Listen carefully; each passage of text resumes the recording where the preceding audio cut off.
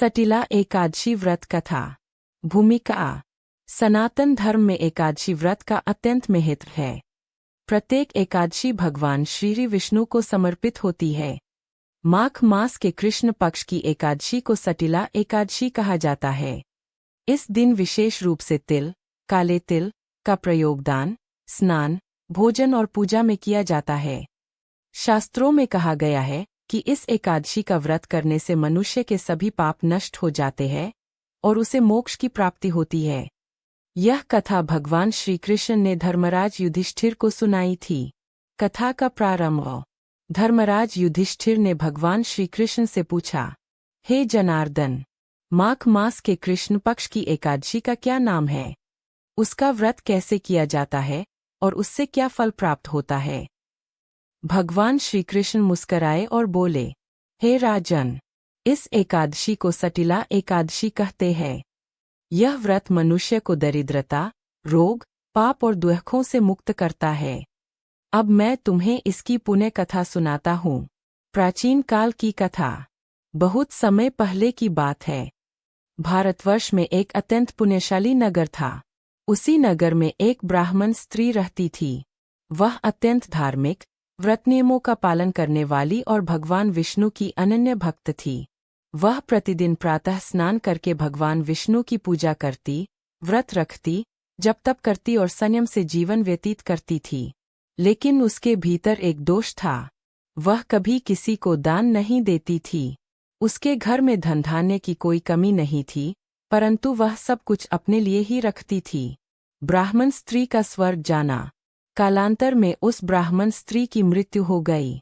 उसके पुण्य कर्मों के कारण उसे स्वर्गलोक की प्राप्ति हुई।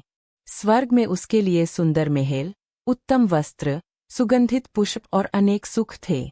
लेकिन एक विचित्र बात थी, उसे खाने के लिए अन्न नहीं मिलता था। वह अत्यंत भूखी रहती। कई दिनों तक उसने यह कष्ट सहा और अंत में वह भगवान विष्णु के पास पहुंची।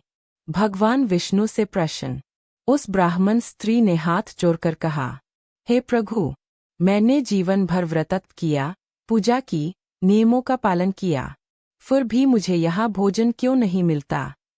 भगवान विष्णु गंभीर होकर बोले, हे देवी, तुमने अपने जीवन में व्रत तो किए, पर कभी दान नहीं दिया। दान के बिना व्रत अधूरा होता है। कई दिनों तक उसने यह कष्ट सहा और अंत में वह भगवान विष्णु के पास पहुंची।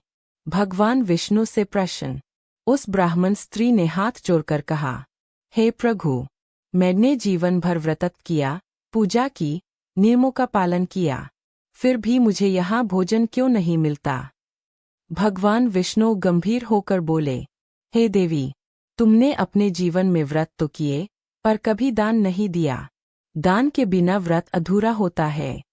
इसी कारण तुम्हें यह कष्ट भोगना पड़ रहा है।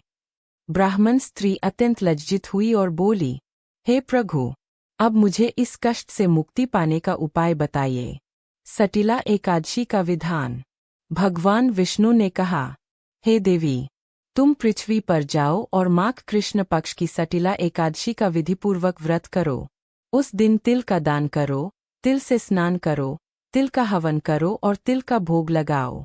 इससे तुम्हारे सभी दोष समाप्त हो जाएंगे। भगवान की आज्ञा से वह स्त्री पुनः पृथ्वी पर आई। व्रत का पालन। माघ मास आया। कृष्ण पक्ष की एकादशी के दिन उस स्त्री ने प्रातःकाल तिल मिश्रित जल से स्नान किया। उसने काले तिल का दान किया, ब्राह्मणों को भोजन कराया, तिल से भगवान विष्णु की पूजा की, रात्रि जागरण किया, विष्णु सहस्रनाम का पाठ किया। उसका हृदय सच्चे पश्चाताप और भक्ति से भर गया। व्रत का फल। व्रत पूर्ण होते ही दिव्य पुष्पों की वर्षा हुई। भगवान विष्णु स्वयं प्रकट हुए और बोले, हे देवी, तुम्हारा व्रत पूर्ण हुआ। अब तुम्हारे सभी पाप नष्ट हो गए हैं। उसके बाद जब वह पुनः स्वर्ग गई, तो